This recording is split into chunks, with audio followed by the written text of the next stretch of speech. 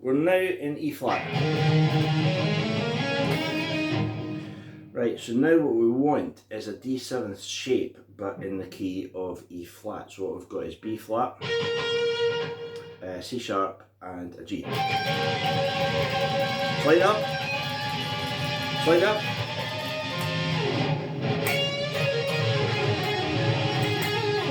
And then back into these kind of flat 5 notes, right? So what we've got there is the first one is of this shape. It's coming off the B flat. It's a D7 shape.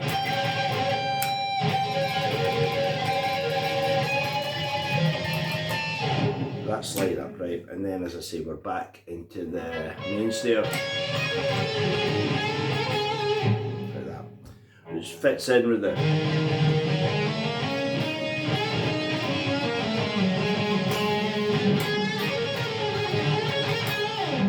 Fits in with that, right? Right then, please. Right. That is off a 5 note scale, no flat 5 at all. And we're playing.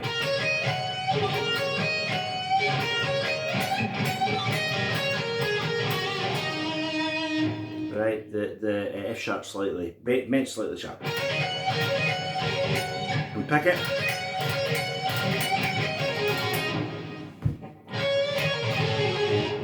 Right.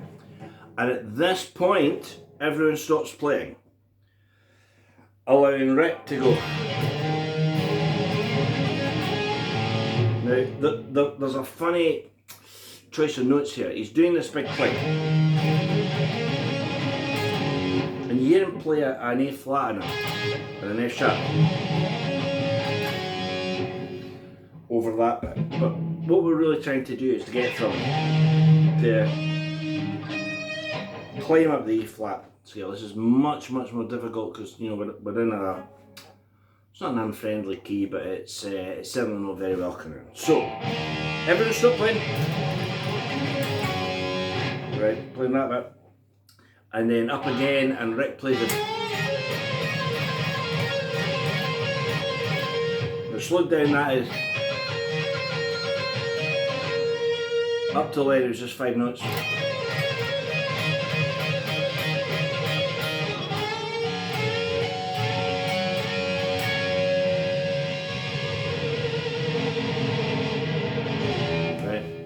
That's played with a little bit of modulation, and that's Rick's ending. Now, ping pongs back and forward here between Rick and Danny, and you'd imagine they'd all go to allow Danny go, but they don't. But he stops playing, and imagine the cue is as soon as the last.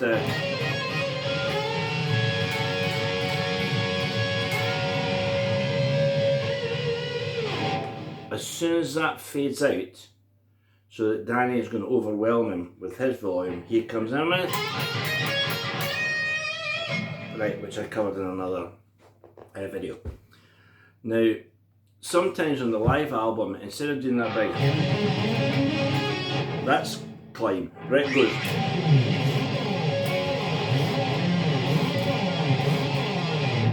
And he does all these slides, kind of like an animal making a noise. If you want to be really precise about it, you'd probably go for an E flat slide up, like that, or take a note on that scale. But you know, when we do that, we usually just go.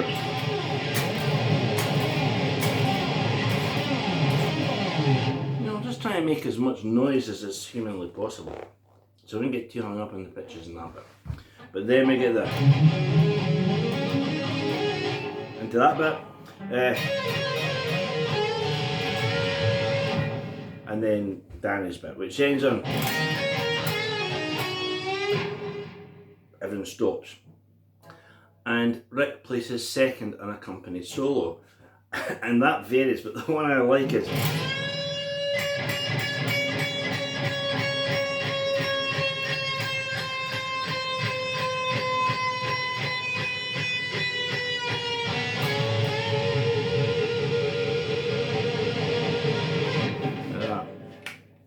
Again, there may be a musical explanation for that. If there is, I don't know. back to Danny. And on the studio, one thing that he always played the same as that one.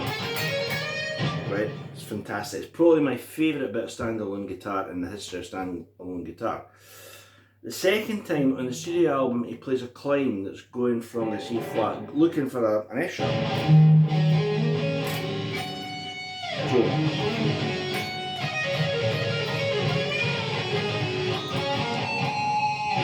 right, now in that turn of notes, you get. There's your key tone.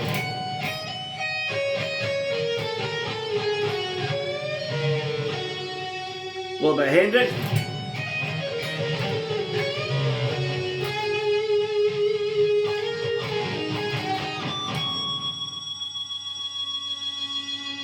And at this point, they both go.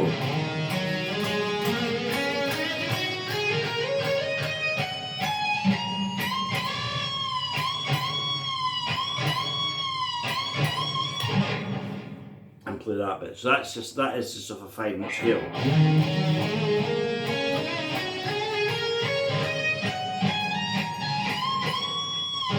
Right.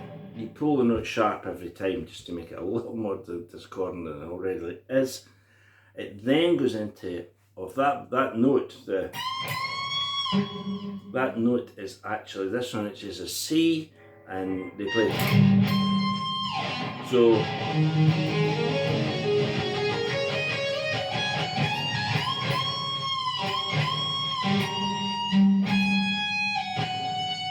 And they play that in harmony.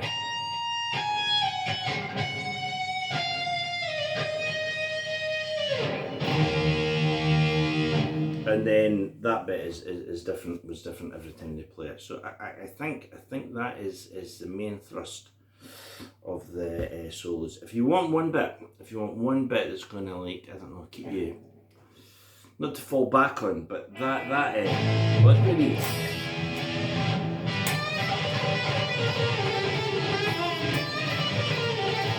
That's all you want.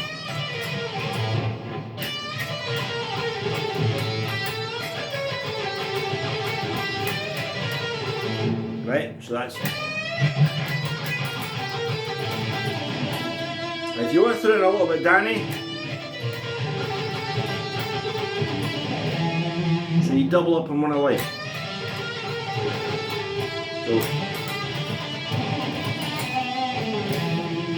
you know, so instead of just going, you go.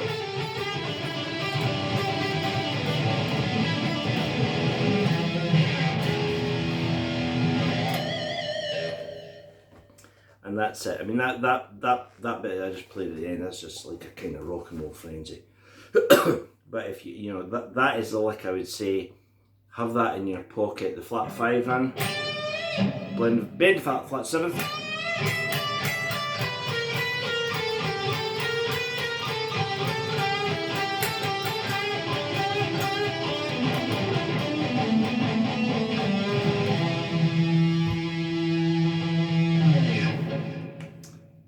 Final bit, I'll show you a couple of bits that Danny played on live albums.